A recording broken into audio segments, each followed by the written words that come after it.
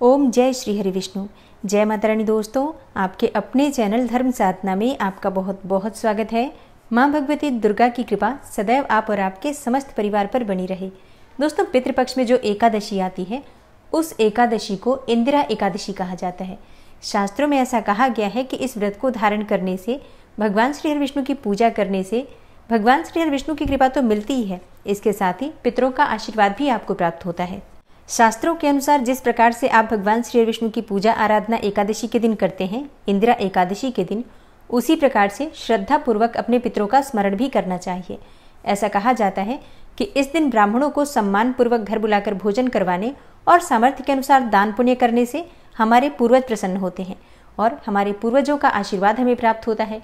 और जब भगवान श्री हरि विष्णु के साथ ही पितरों का भी आशीर्वाद प्राप्त हो जाए, फिर तो जीवन में कोई भी कार्य हो उसमें रुकावट नहीं आती है। पितृदोषों से भी मुक्ति मिल जाती है और सभी कार्य निर्विघ्न रूप से पूर्ण होते हैं। जीवन में सफलता की प्राप्ति होती है, सुख समृद्धि की प्राप्ति होती है, संतान की प्राप्ति होती है, विवाह में आ रही बाधाएं दूर होती हैं। घर में अगर मांगलिक कार्य रुके हुए हैं पितृदोष की वजह से, तो पितरों की कृपा से मांगलिक कार्य भी निर्विघ्न रूप से संपन्न होते हैं। इसलिए पितृपक्ष में आने वाली एकादशी विशेष रूप से बहुत महत्वपूर्ण होती है, क्योंकि इस दिन भगवान श्री हरि विष्णु के साथ हमें पितरों का भी आशीर्वाद मिल जाता है।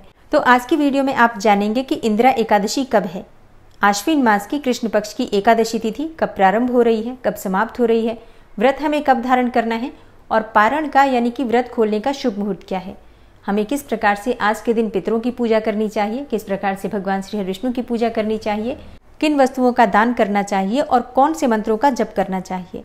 इसके अलावा व्रत के नियम क्या होते हैं, पूजा विधि क्या होती है, संपूर्ण जानकारी आपको आज की वीडियो में मैं शेयर करने वाली हूँ। तो बहुत महत्वपूर्ण है आज की वीडियो, इसे पूरा जरूर देख लीजिए और अच्छी लगे वीडियो तो लाइक भी जरूर कीजिए, क्योंकि आपके लाइक्स, आपके कमेंट्स मेरे लिए बहुत महत्वपूर्ण होते हैं। ये एकमात्र जरिया है जिनसे मुझे पता चलता है कि आपको ये वीडियो अच्छी लगती हैं और आपके लिए ये वीडियो उपयोगी है। तो अगर वीडियो अच्छी लगे तो लाइक तो जरूर ही किया करें।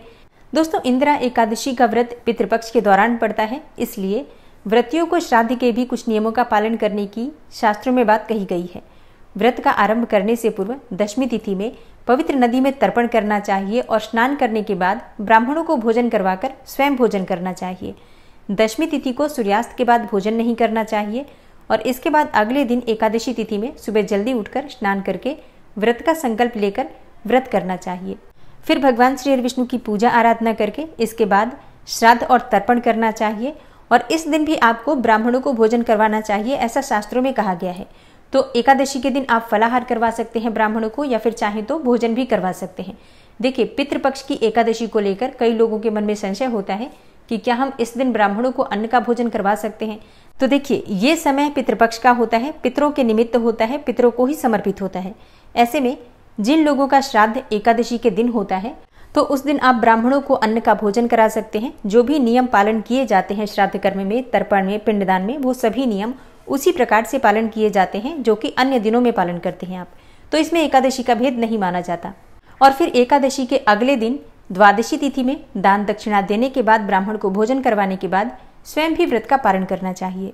इस दिन दान क्या देना चाहिए, तो देखिए, इस दिन आप अनाज का दान कर सकते हैं, फलों का दान कर सकते हैं, सामर्थ्य के अनुसार धन राशि का दान कर सकते हैं, गौ का दान कर सकते हैं, मतलब गाय दान कर सकते हैं, आप भूमि का दान कर सकते हैं। देखिए, पितृपक्ष का समय चल रहा है, तो हम जो भी दान करते हैं पितरों के निमित्त ही दान करते हैं। तो आप अपनी इच्छा के अनुसार, सामर्थ्य के अनुसार एकादशी व्रत का पारण करने से पहले दान कर सकते हैं, जितना चाहें, जो चाहें। तो अपनी सामर्थ्य के अनुसार दान दक्षिणा देने के बाद आप स्वयं शुभ मुहूर्त में व्रत का पारण कर सकते हैं। और अब जानते हैं कि एकादशी तिथि कब प्रारंभ हो रही है, कब समाप्त हो रही है और व्रत हमें कब धारण करना है। देखिए, इंदिरा एकादशी की तिथि प्रारंभ हो रही है 27 सितंबर को दोपहर में 1:20 पर और समाप्त हो रही है 28 सितंबर को दोपहर में 2:49 पर। ऐसे में सूर्योदय कालीन तिथि के अनुसार 28 सितंबर 2024 को एकादशी तिथि का व्रत रखा जाएगा। तो 27 सितंबर 2024 दशमी तिथि के नियम का पालन आपको करना है।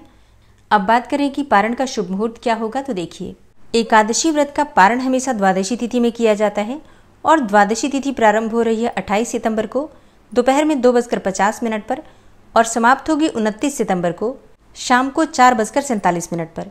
व्रत का पारण यानी कि व्रत खोलने का जो शुभ मुहूर्त आपको प्राप्त हो रहा है 29 सितंबर 2024 को सुबह 6:12 से सुबह 8:35 तक। एकादशी के व्रत में पारण के शुभ मुहूर्त का बहुत अधिक महत्व माना गया है। अगर हम व्रत का पारण सही समय पर नहीं करते हैं तो हमारे किए गए व्रत का संपूर्ण फल हमें नहीं मिलता। इसलिए पारण के शुभ मुहूर्त का ध्यान रखिए। एकादशी के दिन ब्रह्म मुहूर्त में स्नान किया जाता है, तो 28 सितंबर को सुबह 4:36 से सुबह 5:24 तक ब्रह्म मुहूर्त रहेगा। इस समय में आप स्नान कर सकते हैं, पूजा कर सकते हैं। और इस दिन अभिजीत मुहूर्त का समय आपको प्राप्त हो रहा है सुबह 11:47 से दोपहर में 12:34 तक। इस समय में अगर आप पूजा आराधना करते हैं, मंत्रों का जप करते हैं या कोई भी शुभ कार्य करते हैं तो उसका फल आपको कई गुना होकर प्राप्त होता है। दोस्तों, अगर आप शारदीय नवरात्रि के बारे में जानना चाहते हैं तो चैनल पर वीडियो अपलोड हो चुकी है, ज़रूर देख लीजिए। इसके अलावा महालक्ष्मी व्रत के उद्यापन की वीडियो जल्दी ही आपको मिल जाएगी।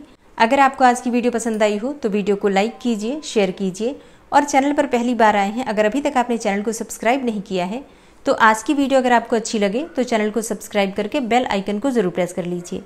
इससे ये होगा कि इस चैनल पर जो भी नई वीडियो अपलोड होंगी उनकी नोटिफिकेशन आपको सही समय पर प्राप्त होगी।